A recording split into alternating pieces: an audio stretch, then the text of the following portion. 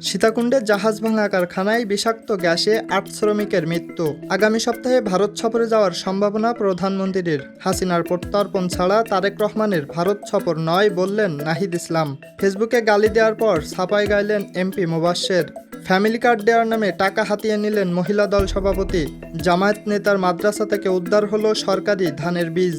চট্টগ্রামে জাহাজ ভাঙা কারখানায় স্ক্রাপ জাহাজ থেকে ছড়িয়ে পড়া বিষাক্ত গ্যাসে ৮ শ্রমিক নিহত হয়েছেন। সীতাকুণ্ডের ভাটিয়ারীতে ফেরদাউস স্টিল কারখানায় এলএনজিবাহী জাহাজ গ্যাসমুক্ত না করে কাটার ফলে এই দুর্ঘটনা ঘটে বলে জানায় ফায়ার সার্ভিস। এছাড়া কারখানায় নিরাপত্তা ব্যবস্থাও ছিল দুর্বল। নিহতদের মধ্যে সানি জলদাস, পলাশ জলদাস এবং 2 সহোদর মনসুর আলী ও নাসির উদ্দিনের পরিচয় মিলেছে। চট্টগ্রাম মেডিকেলে 7 জনকে নেওয়া হলে 6 জনকে মৃত ঘোষণা করা হয়। ঘটনাস্থলে ছিল আরও 2 জনের মরদেহ। এদিকে গ্যাসের তীব্র গন্ধে জেলেদের নৌকাও আধা কিলোমিটার দূরে ভিড়তে হয়েছে।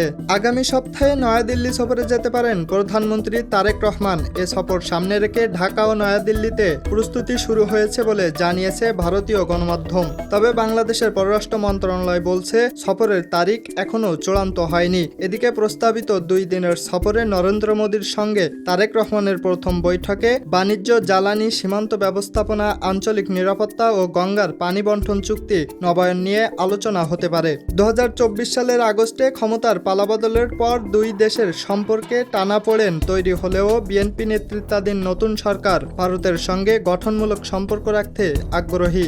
শেখ হাসিনার প্রত্যর্পণ ও ভারতের সঙ্গে বাংলাদেশের সম্পর্ক নতুন করে নির্ধারণের প্রশ্নের সমাধান না হওয়া পর্যন্ত তারেক রহমান ভারতে যেতে পারবেন না বলে মন্তব্য করেছেন এনসিপির আহ্বায়ক ও বিরোধী দলীয় চিফ হুইপ নাহিদ ইসলাম। শাহবাগে ইনকিলাব মঞ্চের 2য় প্রতিষ্ঠাবার্ষিকীর অনুষ্ঠানে তিনি কথা বলেন। 5 আগস্ট দিল্লি থেকে শেখ হাসিনার ভার্চুয়াল সংবাদ সম্মেলনকে ভারতের প্রত্যক্ষ ও পরোক্ষ সমর্থিত দাবি করে নাহিদ বলেন, এটি বাংলাদেশের গণতন্ত্র, বিচার ব্যবস্থা ও সার্বভৌমত্বের বিরুদ্ধে অবস্থান। তিনি আরও বলেন, শেখ হাসিনা ও শরীফ ওসমান হাদির হত্যাকারীদের ফেরত পাঠানো, পানির ন্যায্য হিস্সা এবং সীমান্ত সমাধান না করে বন্ধুত্বের কথা বলা যায় না।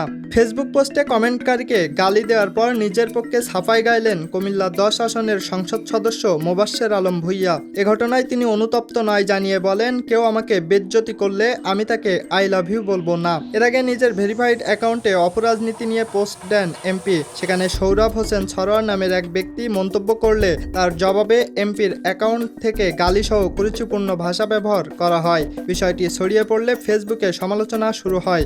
স্থানীয় বাসিন্দারাও জনপ্রতিনিধির এমন আচরণে ক্ষোভ জানান। ফ্যামিলি কার্ড দেওয়ার নাম করে শতাধিক হতদরিদ্র নারীর কাছ থেকে 100 টাকা করে নেওয়ার অভিযোগ উঠেছে উপজেলা মহিলা দলের সভাপতির বিরুদ্ধে। ভুক্তভোগীরা জানান, তাদের থেকে এনআইডি, ছবি ও টাকা সংগ্রহ করা হয়েছে। ধামরাইয়ের প্রায় 50টি পরিবারের কাছ থেকে টাকা নেওয়া হয়েছে বলে দাবি তাদের।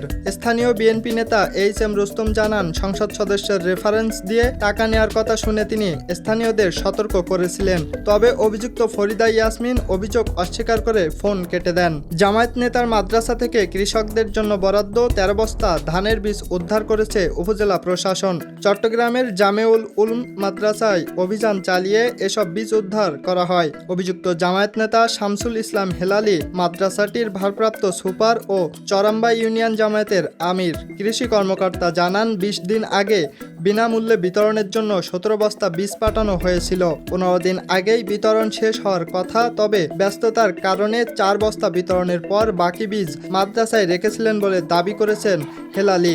উদ্ধার করা 13 বস্তা বীজ পরে কৃষকদের মধ্যে বিতরণ করেছে উপজেলা প্রশাসন।